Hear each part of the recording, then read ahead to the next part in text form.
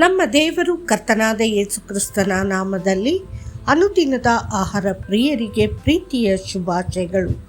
2025 August ತಿಂಗಳ 31ನೇ ತಾರೀಕಿನ ಭಾನುವಾರದ ದೇವರ ವಾಕ್ಯವು ಸ್ತುತಿ ಮತ್ತು ಆತನ ಸಾನ್ನಿಧ್ಯ. ಆದರೆ ನೀನು ಪರಿಶುದ್ಧನು, ಇಸ್ರೇಲಿನ ಸ್ತೋತ್ರಗಳಲ್ಲಿ ಸಿಂಹಾಸನವನ್ನೇರಿದ್ದಿ. ಕೀರ್ತನೆಗಳು 22:3. ಸ್ತುತಿ ಮತ್ತು ಆರಾಧನೆಯು ನಮ್ಮನ್ನು ಕರ್ತನ ಹತ್ತಿರಕ್ಕೆ ತರುವುದಲ್ಲದೆ ಆತನ ಮಹಿಮೆಯ ಸಾನ್ನಿಧ್ಯದ ಕೇಂದ್ರಕ್ಕೆ ನೇರವಾಗಿ ಕರೆದೊಯ್ಯುತ್ತದೆ. ಆದ್ದರಿಂದ ದೇವರ ಸಾನ್ನಿಧ್ಯವನ್ನು ಅನುಭವಿಸಲು ಹಂಬಲಿಸುವವರು ಸ್ತುತಿಯ ಜೀವನವನ್ನು ಬೆಳೆಸಿಕೊಳ್ಳಲು ಕಲಿಯಬೇಕು. ಸತ್ಯವೇದವು ಹೇಳುತ್ತದೆ, ನಾವು ಪ್ರಾರ್ಥಿಸುವಾಗಲೆಲ್ಲ ನಮ್ಮ ದೇವರಾದ ಕರ್ತನು ನಮ್ಮ ಹತ್ತಿರ ಇರುವಂತೆ ಬೇರೆ ಯಾವ ಜನಾಂಗವು ತಮ್ಮ ದೇವರುಗಳನ್ನು ತಮ್ಮ ಹತ್ತಿರ ಇಟ್ಟುಕೊಳ್ಳುತ್ತದೆ.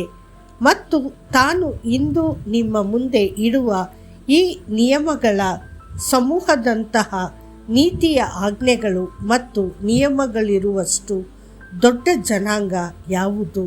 ಧರ್ಮೋಪದೇಶ ಕಾಂಡ 4:7-8.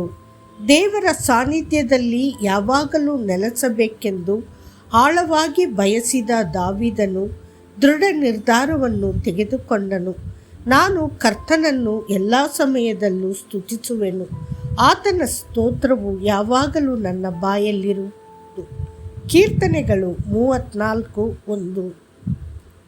ಒಬ್ಬ ತತ್ವಜ್ಞಾನಿ ಒಮ್ಮೆ ಹೀಗೆ ಹೇಳಿದರು, ಇತರರಲ್ಲಿರುವ ಒಳ್ಳೆಯತನವನ್ನು ಗುರುತಿಸಿ ಮೆಚ್ಚುವವರೇ ಹೆಚ್ಚು ಸಂತೋಷದಿಂದ ಮತ್ತು ಆರೋಗ್ಯವಂತರು.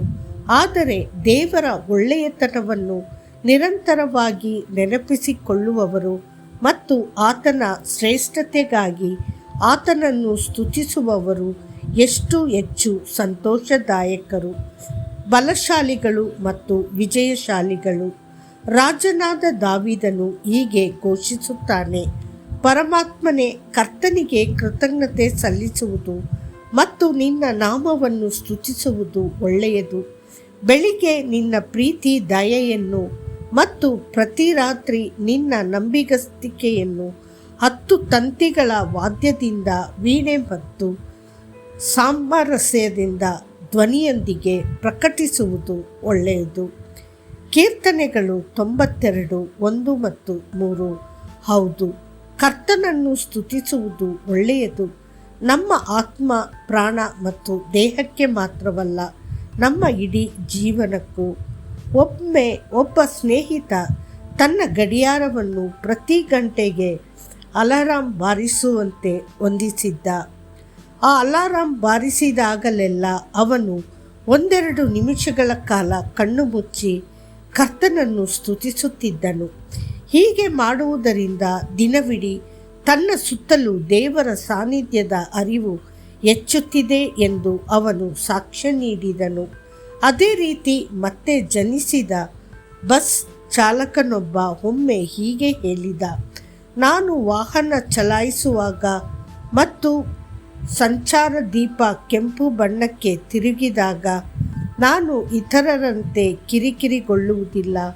ನನಗೆ ಅದು ಸ್ತುತಿಯ ಕ್ಷಣ ಮತ್ತು ದೇವರ ಉಪಸ್ಥಿತಿಯನ್ನು ಅನುಭವಿಸುವ ಸಮಯವಾಗುತ್ತದೆ.